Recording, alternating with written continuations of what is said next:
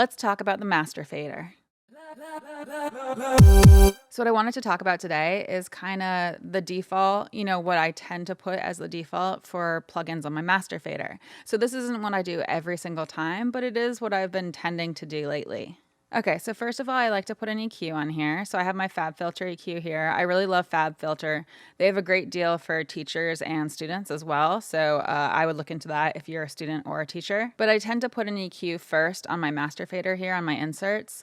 And I don't always do something with this. Sometimes I just kind of leave it blank and don't even use it really, to be honest. But even if I leave this as a totally flat EQ, I tend to leave it there because, to be honest, it's not hurting anything to be there. But also another bonus about this FabFilter EQ is that it will show you when you hit play, it shows you where your audio is lying along this frequency spectrum. So it does show you a little graph of that as your audio progresses. So I really like that. It's just another type of meter, to be honest. But yeah, I do start with an EQ, and I just use the EQ to do really subtle balancing moves. So I don't do anything super drastic here. I don't do like notch filtering or anything like that. That's what I tend to do on the actual individual tracks. This is just really subtle balancing EQ work. So it's not going to be anything, for example, with a really steep Q, right? So the changes that I make here tend to have really wide bandwidths, and they tend to be really subtle changes too. So I'm not doing anything super drastic. It's just like an overall smoothing EQ effect, if that makes sense. So then I tend to have a limiter on here. So I usually don't do super dramatic limiting. So this is actually pretty high for what I tend to do here. And again, the goal here is just to do smoothing work. So we're not doing anything super dramatic. We're trying to tend to be more on the subtle side here with the master fader is what I tend to do. But it does depend on the project, right? So that can change. But usually what I start with as my default on my master fader is going to be just overall smoothing work. So then my next plugin that I tend to have here as my default is my Paz Analyzer. And so this is made by Waves. And for a lot of these plugins, I'll leave links in the description for you guys so you can check them out if you haven't already. And this is just a metering plugin, so it just helps me see where everything is lying, where everything's falling. So we have our typical frequency spectrum graph here. So it looks, similar to an EQ, right? So we can see where our audio is lying along the frequency spectrum. So it's good to see that, especially after we make these changes here. I like to have the Paz Analyzer here just so I can see where everything is falling. I like to see how everything is lying here along the frequency spectrum. And then I also like to check in here and see how things are in terms of phase and width. Right? So you can adjust things based on what you see here. And then I also like to check my meter here to make sure that we're not clipping and that we're kind of in a good place in terms of the overall level for whatever the piece is. And for levels, it's important to check every step within your signal chain. So I will also look at those meters for our limiter, for example, and our EQ, for example. And as you're adding any step in the chain, you want to make sure that you are not clipping and that everything sounds good, all that junk. So that's the Paz Analyzer. So then next what I like to have here is this Brainworks plugin, and it's just BX Solo. And this plugin has a couple different features. So you can use it as a stereo widener. You can use it to hear the different components of your stereo mix. And it's also designed to introduce people to the concept of mid-side recording as well. But what I tend to use it for is I will usually have this bypassed, and then I bring this down all the way so that instead of being a stereo widener, it's now in mono. So it tells you when it's in mono when this is all the way down. And then what I'll do is I'll actually use this to listen to my mix in mono to toggle it on and off. So what I tend to use it for is just to be a really quick way to switch into mono to check my mix in mono. And besides just being convenient, it also, when it sums your, for example, stereo mix into mono, it brings down the levels so that you don't get clipping. So I believe it brings it down by about 3 dB.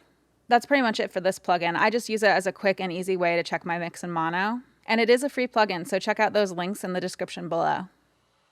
And then the next plugin that I tend to have here is my master meter. And so this is made by Avid, I believe. Let's check. Yeah, it's made by Avid. And so what this is really great for is if you hit play at the beginning of your piece and you let it run all the way through, it will log any clip events that you have had during that play duration. So it's really great for checking for clips. It tells you exactly where they are so that you can go back and find them and decide, what to do about them, whether to reduce levels somewhere or decide it's fine, it's up to you. But basically this is really great for logging clip events so that you at least know where they were. And that's basically what I use the master meter for. And so then the last thing on my master fader here is this Hoffa plugin. I'm not sure if Hoffa is the right way to say it, so please forgive me if I got it wrong. And so basically, I, for the most part, use this for pretty much just one purpose, but it does have a bunch of different features. You can get into using it in more detail than what I do if you're curious. And I do believe that this plugin is a free plugin, so I will make sure to put this in the description as well.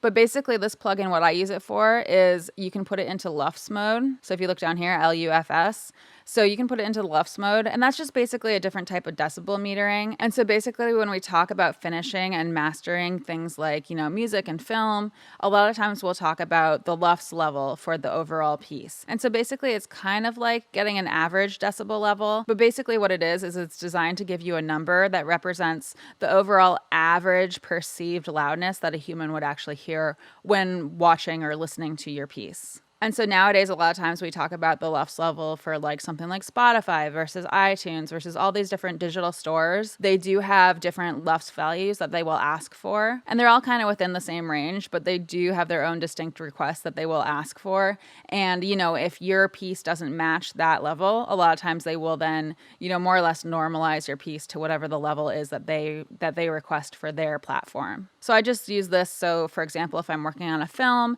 and I think I'm pretty much done with it and I'm getting to the point where I'm doing these finishing touches, especially the stuff that I tend to do on the master fader, I will then go back and hit play from the start and watch this level and see where it's hitting. And then I'll just work with the piece so that it's at a good level for this type of metering, depending on, what platforms they want to put it on, what type of media it is, if it's film or music or what have you, the genre of music, stuff like that. I will kind of change what type of levels I'm hitting here, depending on what I'm working on. But this is the tool that I use to look at those levels.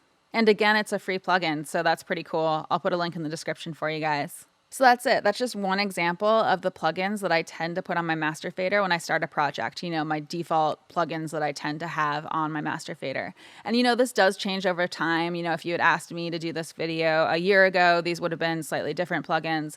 And I'm always adjusting this and always changing it slowly over time. So, it might change.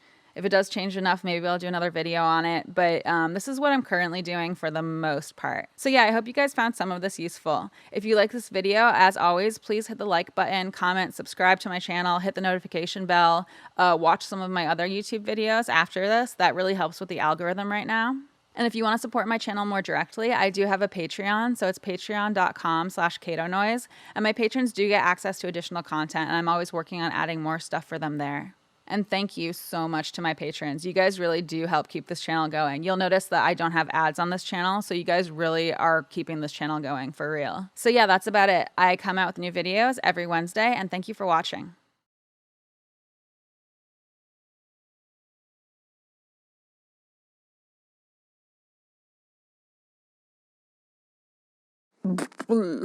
Okay.